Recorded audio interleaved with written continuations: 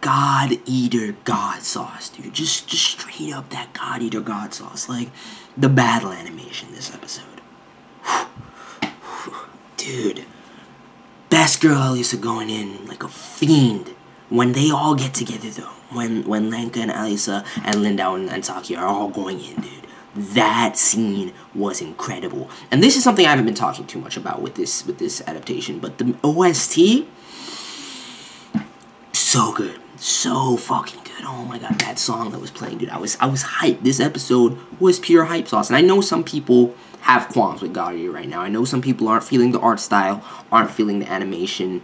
They think it's falling flat. And as an adaptation, you know, a lot of people will see this. If you're anime only, you're going to see this series and you're going to be like, yo, the development and the story and the scenario doesn't seem that strong to me, okay? As a God Eater fan, the series is beast. It's fucking beast. It just gives me that drive. Like, I've been playing mad God Eater 2 Rage Burst. I'll say that right now. I've been playing mad God Eater 2 Rage Burst because it just gave me that drive to get back into God Eater. I've been going in, dude. It's just so nice in terms of how they're bringing the world to God Eater to life and what they're doing, you know, kind of pushing the story originally with Lenka as the main protagonist, because it's hard to make, you know, take a blank protagonist and turn him into something real. And seeing his development this episode, seeing his progression and learning, you know, more about his new type abilities and how to go and just that scene when him and Alisa are back to back, dude, and they just spin around like some dancing shit and slice the Aragami in half, dude. I was hyped. I was fucking hyped. This episode was hype sauce. But next week, it seems like we're going on a break for, you know, UFOTABLE citing production issues and everything like that. So we're not going to be getting episode 4 next week. I believe it's going to be a week break. Personally, I'm fine with that. And here's the thing. Here's what people have to understand. I know some people aren't a fan of the art style and the animation. I have been saying it for the past, you know, 2 episodes plus this review.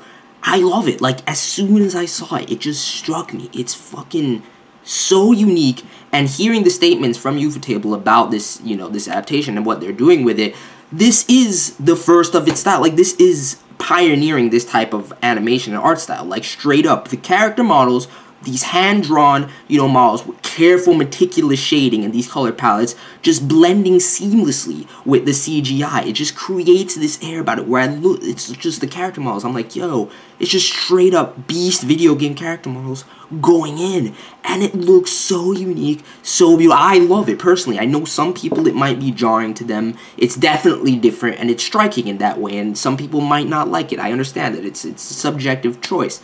For me, personally, I think it's awesome, and for them to be going so hard, I can see how meticulous the work is and how, you know, much goes into it for it to be that seamless with, you know, the Aragami CGI models blending so seamlessly with the character models, and those are hand-drawn, dude. The art style, the animation, dude, and just the attention to detail, like the direction and everything like that, just brings out and evokes God Eater. Like, straight up, the scenes, the cinematography, the camera angles, how things are slowed down and sped up. I'm just like, yo, this combat just makes me want to fucking hunt down some Aragami. I gotta go play some more Rage Burst now. Just straight up, I have to.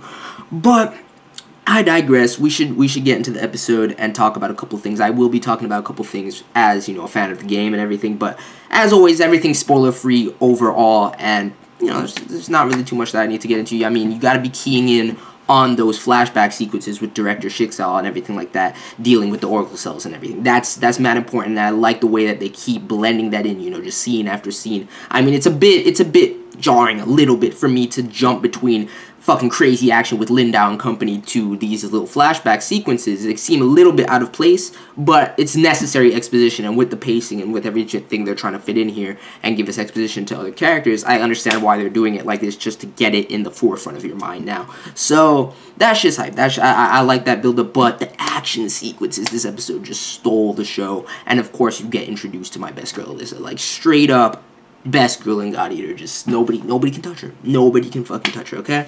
And you see her going in, and most people, when you first get introduced, you're gonna be like, yo, this is a fucking crazy bitch. Like, why is she refusing the help and everything like that? And you come to see why she's so fucking awesome. She's like, she's not leaving any of those people behind inside, all the injured people in the plane. She's like, nah, you think she's just a bitch refusing help, and come to find out that she was trying to protect and save everyone. And Lenka, of course, and that's what I like about his character, he's getting more conscious in in that vein, and seeing Alisa kind of reciprocate that, even though she's like, no, don't compare him to me. He's beneath me. I'm much better. I'm the best god eater that ever lives. That arrogance, but you gotta love her because she is fucking beast, right? But Lenka, of course, wants to save them too, and LINDOW comes up with this plan where they all work together, and just that scene, dude, the music, the animation, the fluidity, all of them going in at once, Lenka stepping his game up. I was just like, yo, this episode is fucking hype. Just like, think about it, dude. Like, and yeah, some of the camera angles were a bit weird, and the plane was traveling quite slow, but ultimately, that aerial battle, just having this swarm of Aragami, and I can't tell you what kind of Aragami these were. They definitely made some original shit with these Aragami, because they look kind of like Zygotes. They look kind of like the fallen Zygotes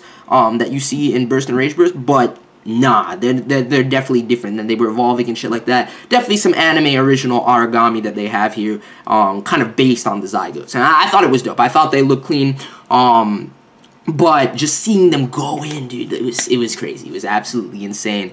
And other than that, the episode was just really straightforward. It was just this one, sequence on the plane with the flashback sequences with Director Shiksa on them, researching the cells, thrown in, getting context for Alisa's character and building him up, building her up, seeing some Lenka development on the battlefield and everything like that, and shit going into that ending though, dude, like, that shit was incredible. Like, after everything, I'm staring at this beautiful color palette sky, dude. I'm looking at it, and you just see, they're like, yo, it's approaching, it's fucking approaching. They send the chopper as a decoy, and you see this crazy, gigantic, godlike figure descending from the clouds, dude. And I'm just like, yo, like, that shit's like, anime always have to be like, yo, what the fuck? And like, it's like, yo, what the fuck is that? And LINDOW's like, yo, it's an Aragami, most likely. The world is much bigger than this. We don't fuck with that. We don't fuck with that. That's that type 1 top tier. I'm guessing that was either Amaterasu. I feel like it was Amaterasu, and this is stuff from from me having played the games and knowing a good amount of Aragami, having them under my belt. I don't know too much of the DLC Aragami from Rage Burst or anything like that, or some of the later Rage Burst Aragami, because I'm not even halfway through Rage Burst right now. I just started last week, but yeah, it's either Amaterasu or it's Ouroboros. Like, one of those two for sure. Like, I can definitely see that. So I don't know if we're going to see that encounter at any point during this series, but just seeing that shit looming in the background, dude, that was insane. That was fucking insanity. It shows you the scope of how crazy the Aragami truly get going forward. So not all of them are this little blue zygote-looking fodder that people are chopping up left or right. You saw the Vajra from episode 1. It only scales higher than that. It only fucking gets crazier. So that's pretty much it for this episode. I'm loving God Eater. I'm sad that there's no episode next week, dude, but whatever they got to do to, maintain this level of quality or even step it up even further, I'm fine with that. Like, honestly, UFOTABLE, this is not their best work, but they really are trying hard to bring out the air of the series and, go with this unique style that works so well that I have to applaud them still just for going down this path and trying something new and innovative. And I know it's going to cause backlash. I know not everybody's going to like it, but I really am enjoying it right now, and it's just beast as a God Eater fan, having played, Burst in the past on my PSP, having imported back then, getting heavy into Rage Burst right now. It's dope. It's a dope adaptation.